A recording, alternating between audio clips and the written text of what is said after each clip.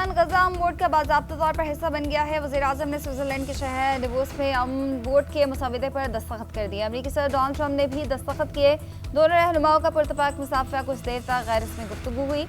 Saudi अरब, Türkiye, Bahrain, मराकश, Argentine और Armenia ने गजा piece board में शमूलियत के चार्टर पर दस्तखत किए। Qatar, Azerbaijan, Bulgaria, Indonesia, Hungary, उर्दन, काज़ाकिस्तान और कोसोवो ने भी चार्टर पर साइन किए। मुत्तहदा अरब अमीरात, उज़्बेकिस्तान, मंगोलिया और पैराग्वे ने भी दस्तखत किए। बरतानवी वज़ीर-ए-आज़म तकरीब में शरीक न हुए। नॉर्वे, स्वीडन, फ्रांस, यूक्रेन और इटली ने भी शमूलियत इख्तियार नहीं की।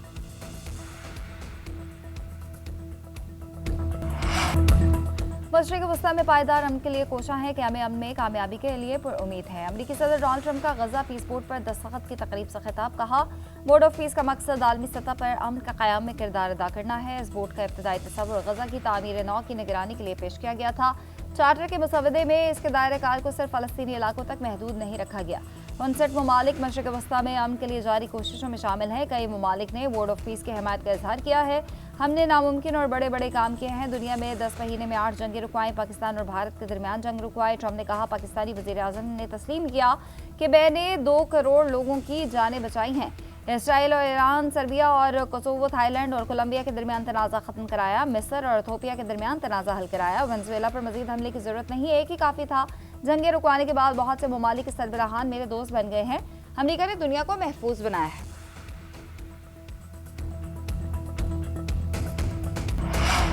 वज़ीर-ए-आज़म शहबाज शरीफ और फील्ड मार्शल की रिवोस में वर्ल्ड इकनॉमिक फोरम में शिरकत। वज़ीर-ए-आज़म और फील्ड मार्शल आलमी रहनुमा की तवज्जो का मरकज़ बने रहे। अमेरिकी सदर डोनाल्ड ट्रंप ने तकरीब के दौरान खुसूसी तौर पर फील्ड मार्शल सैयद आसिम मुनीर की तरफ इशारा करते हुए मुस्कुराहट के साथ खैर मकदम किया। शहबाज शरीफ के साथ खुशगवार जुमलों का तबादला भी हुआ। वज़ीर-ए-आज़म ने अज़रबैजान के सदर इल्हाम अलियोव और अमेरिकी वज़ीर ख़ारजा मार्को रूबियो के साथ मुलाकातें की। सऊदी अरब के वज़ीर ख़ारजा शहज़ादा फैसल बिन फरहान से भी मुलाकात। गैर रस्मी मुलाकातों में गर्मजोशी का मुजाहरा, मुस्कुराहटों का तबादला।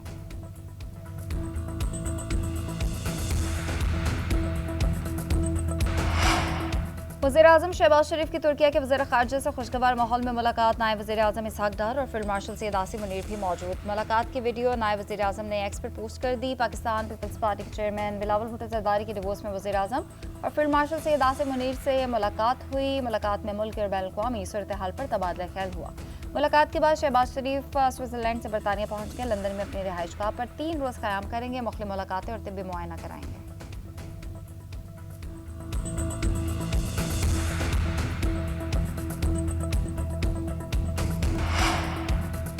बांग्लादेश क्रिकेट टीम भारत नहीं जाएगी। बांग्लादेश का अपना मौक़िफ़ तब्दील न करने का फैसला। मुशर्रिक खेल आसिफ नज़र का कहना है, आईसीसी ने हमारे हकीकी तहफ़्फ़ुज़ात दूर नहीं किए। भारतीय बोर्ड ने भी हमें कायल करने की कोई कोशिश नहीं की। आईसीसी हमारी बात नहीं मानता तो हम भी भारत में नहीं खेलेंगे। उधर पाकिस्तान क्रिकेट बोर्ड की जानिब से सूरत हाल पर मुशावरत जारी। पीसीबी ज़राए का कहना है कि ऐसा फैसला करेंगे जिससे खत्ते की क्रिकेट को नुकसान न हो। मुशावरत कर रहे हैं। बांग्लादेश बोर्ड से भी राब्ता है, उन्हें एतमाद में लेकर फैसला किया जाएगा। ज़राए के मुताबिक पाकिस्तान की जानिब से वर्ल्ड कप के बायकॉट का ऑप्शन अब भी सर फहरिस्त है।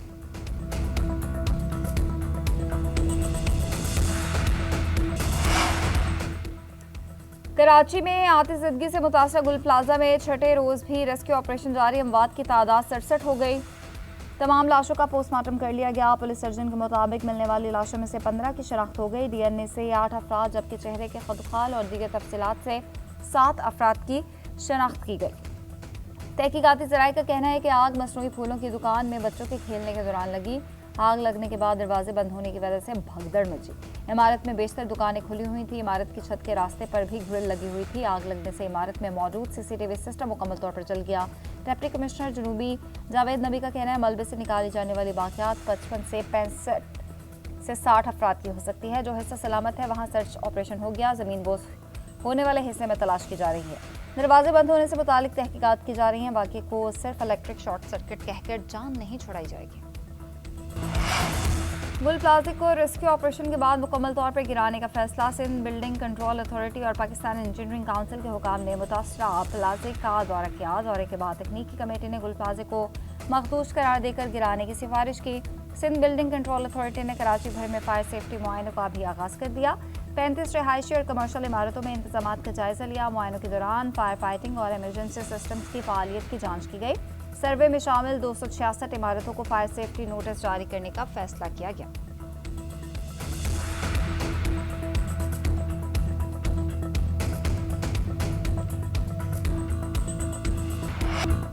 एमक्यूएम का कराची को विफाक का हिस्सा बनाने 18वीं तरमीम खत्म करने का मुतालबा। मुस्तफ़ा कमाल की पीपल्स पार्टी पर तनकीद। सिंध हुकूमत को नाकाम करार दे दिया। बोले सिंध हुकूमत से शिकायत करें तो बल्दिया फैक्ट्री भत्ताखोरी और बोरी बंद लाशों का इल्जाम लगाते हैं। पीपल्स पार्टी की नाराजगी की वजह से वज़ीर आज़म चाहते हुए भी कुछ चीज़ें नहीं कर सकते। क्या बेनज़ीर भुट्टो की शहादत पर शहर को आग भी एमक्यूएम ने लगाई। 2008 की हुकूमत में सारे केसेस एमक्यूएम ने ख़त्म किए। आप 18 साल से सूबे में हैं तो हमें फांसी पर क्यों नहीं लटकाते। मौजूदा हुकूमत को चलाने के लिए पीपल्स पार्टी को खुली छूट से निज़ाम दरहम बरहम हो गया है। आइन के मुताबिक कराची को मुल्क का मुआशी दारुल-खुलाफा बनाया जाए। मौजूदा निज़ाम में ये लोग ठीक होने वाले नहीं। 18वीं तरमीम कोई मुकद्दस शक नहीं, ये मुल्क के लिए नासूर बन चुकी है। कोई गारंटी नहीं दे सकता ये कराची का आखिरी सानिया होगा। हक बात करने वालों को ब्लैकमेल किया जाता है। ये जमहूरी दहशतगर्दी बंद की जाए। कराची को विफाक के हवाले करने से क्या ऐसे वाक़यात रोनुमा नहीं होंगे। ऐसी बातें वो लोग कर रहे हैं जिन्होंने भत्ते के चक्कर में अपने हाथों से लोगों को जलाया। आशूरा के बाद बोल्टन मार्केट में आग लगाई गई। आपने लोगों का कारोबार छीना। बल्दिया फैक्ट्री को भत्ते के चक्कर में जलाया गया। 12 मई को इंसानों का शिकार किया गया। आपके मुंह से ऐसी बातें अच्छी नहीं लगती। सिंध के सीनियर वजीर शर्जील मेमन का मुस्तफ़ा कमाल को जवाब कहते हैं। 1 जनवरी 2024 को ऑडिट रिपोर्ट पेश की गई। तमाम दुकानों को नोटिस भेजे गए थे। इस वक्त निगरान वज़ीर आला थे। हुकूमत सानिया गुल प्लाजा के मुतासरीन के साथ है। नुकसानात का उजाला करेंगे। इंक्वायरी रिपोर्ट का इंतजार कर रहे हैं। इस सानहे पर सियासत इंतजार कराना और उस पर पेड मुहिम चलाना गलत है। पॉइंट स्कोरिंग ना करें। शर्जील मेमन ने न्यूज़ कॉन्फ्रेंस में मुस्तफ़ा कमाल की पुरानी वीडियोस भी चला दी।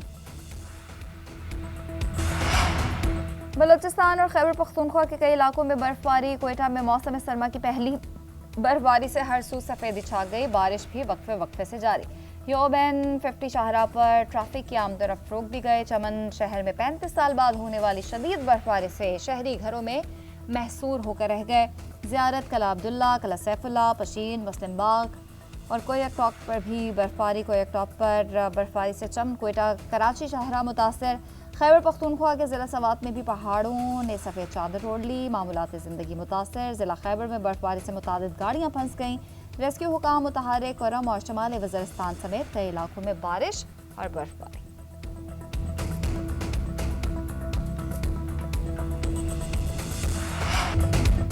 मुल्क के मुख्तलिफ शहरों में बादल बरस पड़े। लाहौर में कहीं बारिश तो कहीं आलाबारी। सर्दी में इजाफा। दिन भर बादल छाए रहे और शाम को खूब बारिश हुई। बाज़ मकामात पर ओले भी पड़े।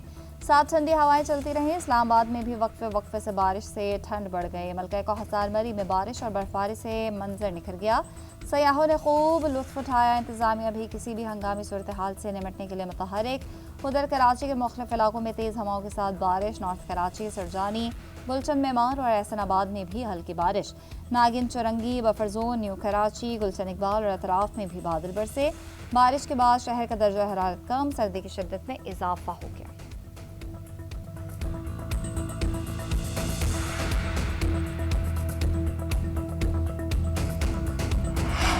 हुकूमत और पीपल्स पार्टी के दरमियान पार्लियामेंट में कानून साजी पर मामला तय पा गए। मुश्तरका इजलास में पीपल्स पार्टी कानून साजी पर मुकम्मल ताउन करेगी। हुकूमत ने दानिश स्कूल्स, घरेलू तशद्दुद और नेशनल कमीशन बराए इंसानी हुकूक बिल पर पीपल्स पार्टी के तहफ़्फ़ुज़ात दूर कर दिए। स्पीकर अयाज सादिक और वफाकी वज़ीर कानून आज़म नज़ीर तार ने पीपी वफ़द से मुलाकात करके तहफ़्फ़ुज़ात दूर किए। पार्लियामेंट का मुश्तरका इजलास आज सुबह 11 बजे मुनक़्क़िद होगा। अहम कानून साजी, पार्लिमानी और मुल्की अमूर पर बहस की जाएगी। अरकान के सवालात के जवाबात भी दिए जाएंगे।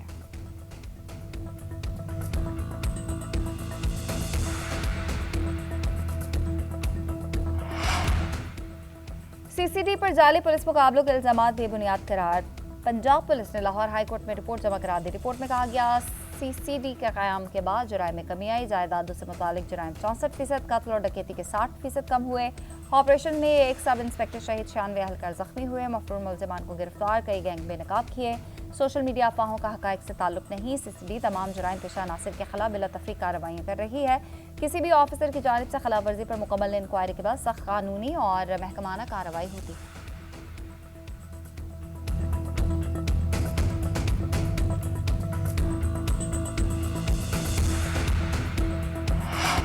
पंजाब में बल्दियाती इलेक्शन की टाइमलाइन पर अमल दरामद में कोताही। इलेक्शन कमीशन का वज़ीर आला पंजाब को तलब करने का इंदिया। चीफ सेक्रेटरी पंजाब जाहिद अख्तर जमान और secretary local government Shakeel Ahmed पेश। इलेक्शन कमीशन ने रिमार्क्स दिए कि Punjab local government act October 2025 में मंजूर हुआ था। कानून में तब्दीली के बाद पंजाब हुकूमत को मुख्तलिफ नोटिफिकेशन और तैयारियों के लिए टाइम लाइन दी गई थी।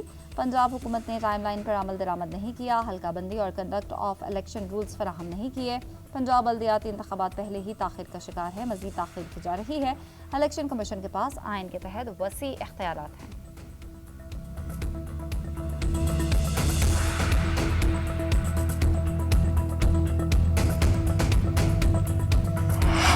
मुल्क में पहली मरतबा ग्रीन पेट्रोलिंग का पंजाब से आगाज। वज़ीर आला पंजाब मरीम नवाज ने ग्रीन पुलिसिंग यूनिट की इलेक्ट्रिक गाड़ी खुद चलाई। एक चार्ज में गाड़ी 410 किलोमीटर का सफर कर सकती है।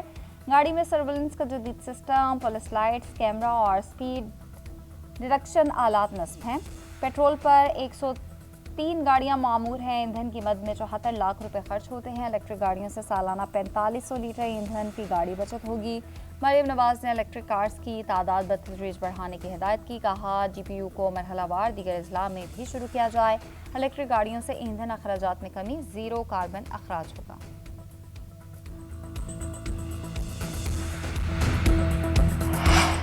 कराची की सिक्योरिटी पर कोई समझौता नहीं किया जाएगा। सेफ सिटी प्रोजेक्ट क़याम अमन के लिए इंतहाई अहम है। वज़ीर आला सिंध मुराद शाह की सेफ सिटी से मुतालिक इजलास में गुफ्तगू। कहा यह चलान मुतारिफ करवाने के बाद अब कराची सेफ सिटी का पहला फेज लॉन्च करने वाले हैं। कैमरा और टेक्नोलॉजी की तनसीब मुकम्मल है और ट्रायल मरहला शुरू किया है। सूबाई दाखिली और खारजी रास्तों पर स्मार्ट कैमरों की तनसीब का मनसूबा मुकम्मल हो चुका। शहर में गश्त करने वाली गाड़ियाँ रैपिड रिस्पॉन्स के तौर पर भी काम करेंगी। 2 माह के अंदर कराची सेफ सिटी प्रोजेक्ट बहाल किया जाएगा।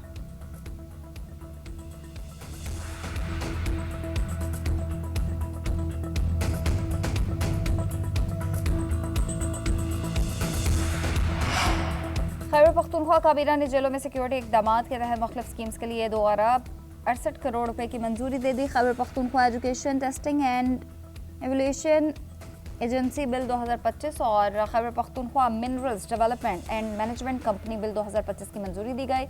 वज़ीर आला सुहेल आफरीदी का कहना है कि वफाक की जानिब से KP को नज़रअंदाज किया जा रहा है। नॉर्दर्न बाईपास मनसूबा 2010 से ताखिर का शिकार है। लागत 3 अरब से 31 अरब रुपए तक पहुंच गई। सूबाई हुकूमत ने 5 अरब रुपए देकर मनसूबे को तेज़ किया है। वफाक बेघर होने वाले अफराद के लिए वादा शुदा फंड्स नहीं दे रहा। सूबाई हुकूमत इस मद में अब तक 7.5 अरब रुपए खर्च कर चुकी।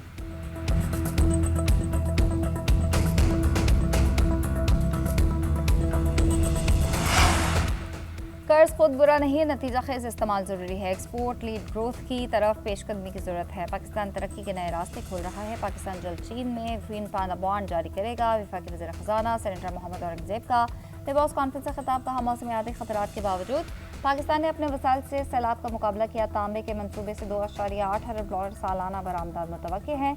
उभरती मैशतों को रिजर्व करेंसी का इस्तेहकाक नहीं, इसलिए कर्ज का मोहतात इस्तेमाल ज़रूरी है। मालियाती नज़्म ज़ब्त से पाकिस्तान मुआशी इस्तेहकाम की राह पर गामज़न है। पाकिस्तान ने बुनियादी सरप्लस हासिल करके मालियाती तवाज़ुन बहाल किया। बरामदात में इजाफा पाकिस्तान की नई इक़्तिसादी तरजीह है। अंडर 19 क्रिकेट वर्ल्ड कप में पाकिस्तान ने जिम्बाब्वे को 8 विकेटों से हरा दिया। समीर मिन्हास ने 74 रन की इनिंग्स खेली। पाकिस्तानी टीम ने हदफ 27वें ओवर में बासानी हासिल कर लिया। जिम्बाब्वे की टीम पहले खेलते हुए 128 पर ढेर हो गई। 8 खिलाड़ी डबल फिगर में दाखिल न हो सके। कौमी टीम पहले ही सुपर 6 में जगह बना चुकी।